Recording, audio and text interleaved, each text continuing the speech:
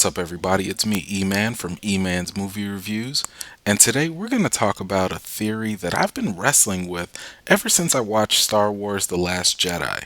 Now, if you're new to my channel or page, please don't forget to subscribe or like my Facebook fan page to stay connected with me and my content. Now, before we proceed, let me just say this. Warning. This video contains spoilers for Star Wars The Last Jedi.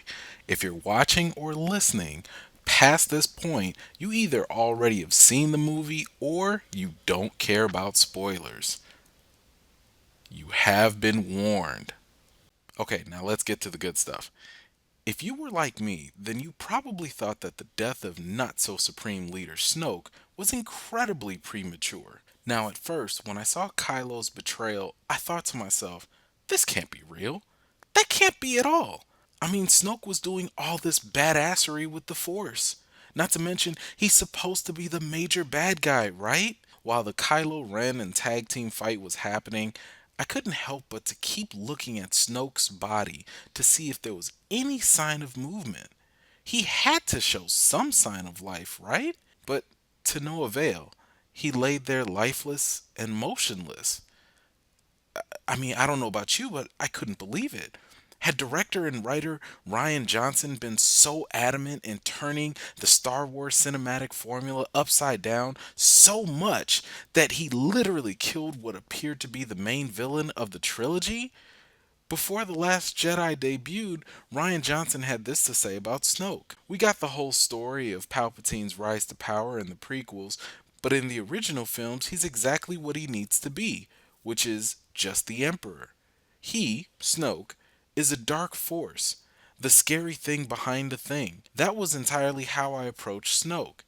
I wasn't interested in explaining where he came from or telling his history, except where it serves this story. Now, I suppose that kind of makes sense because, when we watch the original Star Wars movies, no one was really up in arms about who's the Emperor, where did he come from, what was his background, etc. He was just the Emperor, and we accepted that. Well, of course, until the prequels came and we got some more explanation, then sure, it made more sense for us to get background on these villainous characters. And obviously, Rian Johnson wasn't interested in setting up anything about Snoke's future either. Or did he? Could it be that Rian Johnson may have pulled one of the biggest Jedi mind tricks on the entire film audience? I think so. And I'm going to present to you my film theory explaining why I believe Snoke isn't dead at all. So let's talk about Snoke's state of mind. In The Last Jedi, after speaking to General Hux, Kylo Ren enters when Snoke says, "You wonder why I keep a rabid cur in such a place of power?" Now, this could easily be a matter of foreshadowing and misdirection, which is nothing new for this film. The audience could assume that the rabid cur is General Hux. Now, upon a second viewing, I can't recall observing General Hux being rabid. I can, however, easily see that in Kylo Ren. It's far more likely that Snoke was referring to Kylo as being the rabid cur in such a place of power. That's significant because the following line that Snoke states, "A cur's weakness properly manipulated can be a sharp tool." Now, does anyone really assume that Snoke believes that General Hux is going to make for a sharp tool? Sure, Hux does have his part to play, but it'll be minor at best. It's more reasonable to assume Snoke was referring to Kylo Ren. Kylo has already been manipulated, and with all this raw, untamed power, he could make for a great tool for Snoke. Snoke had been telling Kylo since The Force Awakens that his training wasn't complete. Traditionally, with the dark side, that training is going to include some event or action that makes the user fully embrace the dark side. Now, Kylo Ren thought that entailed killing his own father, Han Solo. Snoke told him that even in killing Han Solo, it left Kylo unbalanced and conflicted. So maybe killing one's father or loved one isn't the true way to embrace the dark side of the Force.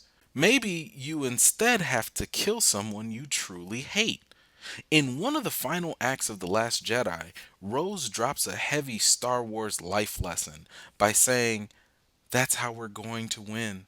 Not by fighting what we hate, but saving what we love." If the light side of the Force focuses on saving and preserving what they love, is it unreasonable to believe that the dark side should destroy what they hate? Okay, let's go into Snoke's motivation. What if the old ways of embracing the dark side were done with? What if Snoke had transcended the tired old rules of his predecessors? We've seen Darth Vader kill his own master after all. It would seem to be a poor trend within the dark side to continue. I mean, you find a powerful apprentice, you train them up, and then you let your guard down only to be killed in the process. Are we really going to believe that Snoke hadn't figured out that pattern in all these years? Maybe Snoke thought to himself that rather than forcing a powerful apprentice to embrace the dark side, it would be much wiser to have that apprentice simply prove their unwavering loyalty instead. Snoke would be the best one to know how to test Kylo, since he's an expert at pushing Kylo's buttons after all. In order to manipulate Kylo into that sharp tool, Snoke has to test Kylo's loyalty without Kylo even knowing it. So, how do you test Kylo's true convictions and loyalty? Snoke can't predict the future, and giving Kylo direct commands won't necessarily push Kylo away from his internal conflict. Snoke would have to make Kylo make a choice on his own, or at least believe he did so in the process of that choice. Snoke would have to do something beyond what we've known previous dark side users have done in the cinematic franchise. In order to truly see where his conflicted apprentice's allegiance lies, he would have to do some really creative, I don't know, double reverse psychology or something. Snoke is incredibly intentional with what he says, especially when it's in Kylo Ren's presence.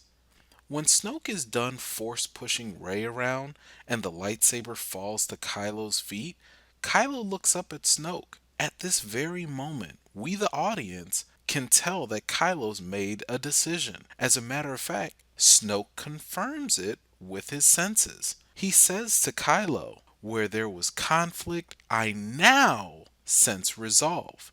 Where there was weakness, strength. Complete your training and fulfill your destiny." Snoke knows Kylo's made a decision and is teetering towards the dark side. As I suggested earlier, Snoke's state of mind has a different way of embracing the dark side. We know that traditionally the destiny of any dark side apprentice is to eventually kill their master. Snoke is egging Kylo on to do that very thing. Remember, the key point to understand here is that Kylo isn't really deciding between whether to kill Rey or not. The decision is whether Kylo can kill what he hates. Snoke's next couple of lines tell us more too. He says, "You think you can turn him? Pathetic child. I cannot be betrayed. I cannot be beaten. I've seen his mind. I see his every intent." Snoke can sense Kylo's hatred mounting. Keep in mind that Kylo killing Snoke wouldn't actually be a betrayal. Oh no. A true betrayal would be if Kylo turned to the light side. That's why Snoke is so confident here. Having his apprentice embrace the dark side is exactly what he wants. If it's according to Snoke's master plan, then he's also right when he gloats and says, "I cannot be beaten." And watch this, Snoke is even more ambiguous in his taunting when he says, "Yes, I see him turning the lightsaber to strike true. And now, foolish child, he ignites it and kills his true enemy." Not once has Snoke commanded Kylo to literally kill Rey.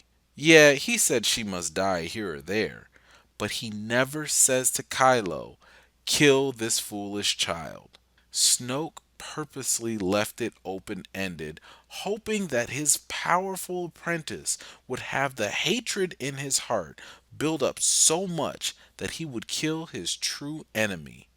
Remember, for a dark side user, your true enemy is who you hate. With Kylo killing his truly hated enemy, Snoke's plan is falling exactly into place. His apprentice is no longer conflicted. Oh, and best of all, Snoke's still alive to enjoy the fruits of his evil labor. Okay, so let's break down some of Snoke's demonstrated powers. We know that Snoke had some scary abilities with the Force. His usage of the Force could extend over long distances, as we saw in the case of General Hux being force grabbed and choked. You could also imply that Snoke can use the Force via long distances, such as when he sensed Ben Solo's power and later infiltrated his mind at a young age. In The Force Awakens, we began to find out rather quickly that Rey was quite a natural with the Force. She was able to rival Kylo Ren, who also had displayed impressive feats with the Force. When met face to face with Rey, Snoke completely owned her. He smacked her upside her head with a lightsaber and was able to extract Luke's exact location through her mind, a feat that Kylo Ren failed at when he previously tried to interrogate Rey. Similar to Emperor Palpatine, who was able to cloak his presence among the Council of Jedi, Snoke appeared to exert similar abilities. Through all of his manipulations of Kylo Ren, Snoke was able to hide his second greatest ability with the Force. Now, we'll get to Snoke's greatest ability in just a moment. Snoke's second greatest ability came via what I'd like to call his Force Messenger powers. In The Last Jedi, Snoke admits that he was the one to bridge the connection between Kylo Ren and Rey. Neither Kylo nor Rey had any clue as to why or how this was all happening. Snoke's ability to connect Rey and Kylo through this Force messenger was so powerful that it transcended physical space. Recall that when that connection was closed between Kylo and Rey, Kylo literally had the water on him from Rey's location. Okay, alright, I know I teased it, so let's get to Snoke's greatest power. One thing that The Last Jedi has taught us is that we don't know jack about the Force. That leaves open a lot of opportunities to utilize the Force from the side of light and darkness. I believe that Snoke pulled a similar mind trick or Force projection that Luke pulled on everyone else towards the end of the movie.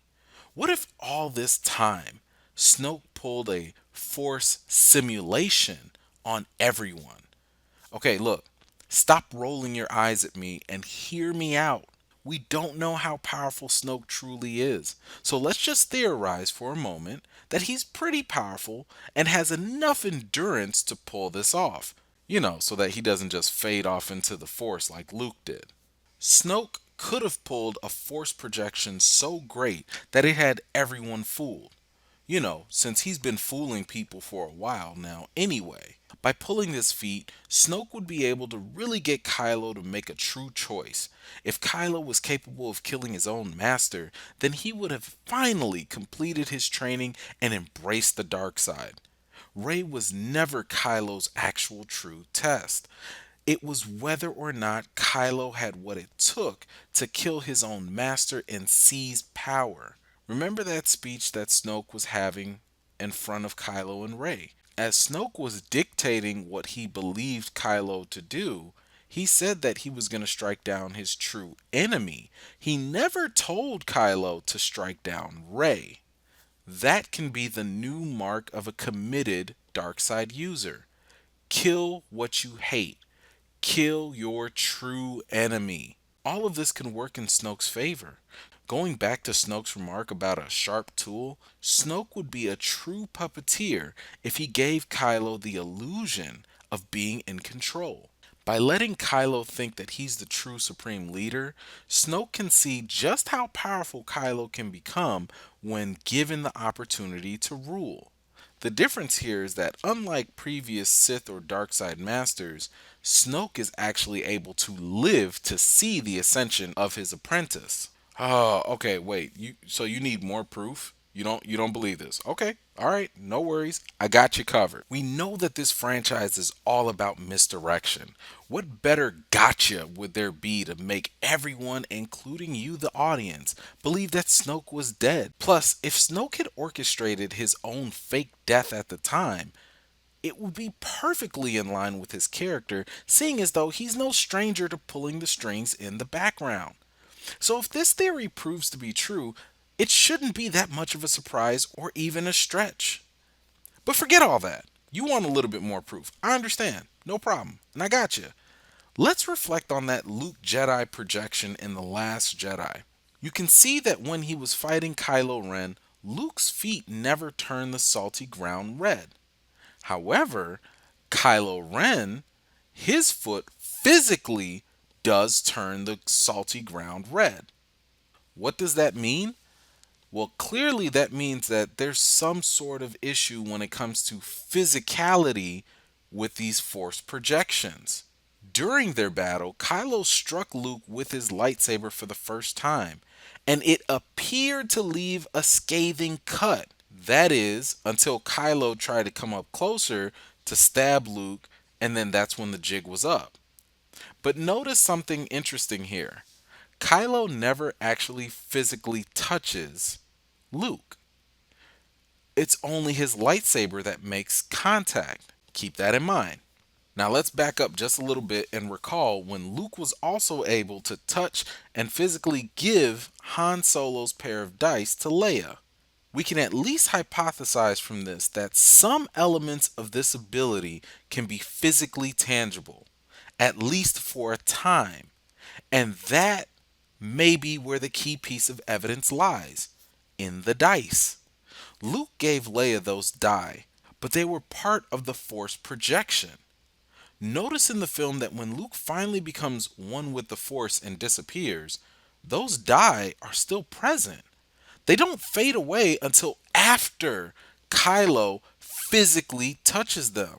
Could it be that physical contact is necessary to disrupt these Force projections, especially after the Force user has died or become one with the Force? Now, let's take another look at Snoke's body.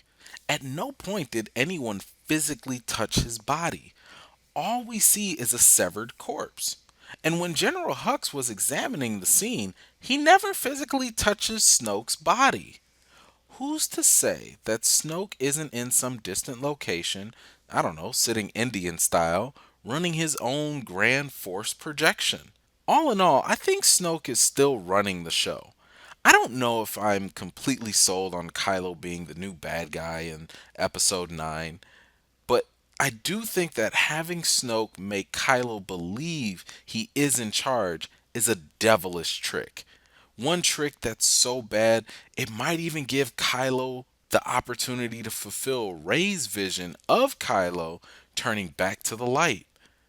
Who wouldn't mind seeing a Kylo Ren and Rey tag team match against Snoke anyway? Well, that's my theory. What do you think about it? I know these theories may not always pan out to be true.